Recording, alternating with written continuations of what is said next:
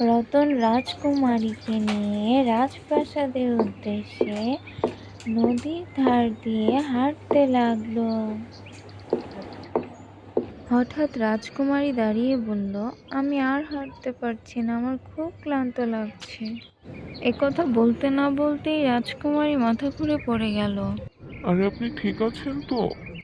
তারপর রাজকুমারী উঠে দাঁড়ালো আর বলল, কি হয়েছে আপনার? আপনি ঠিক আছেন তো? হ্যাঁ, আমি ঠিক আছি। প্রচণ্ড রোদে আর ক্লান্তিতে আমার মাথা ঘুরে গিয়েছিল। চলুন হাঁটা যাক।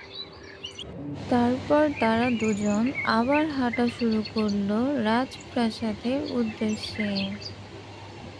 আপনারা যদি দেখতে চান রতন কিভাবে রাজকুমারীকে তার রাজপ্রাসাদে পৌঁছে দিল, তাহলে চ্যানেলটি এখনই সাবস্ক্রাইব করে দিন।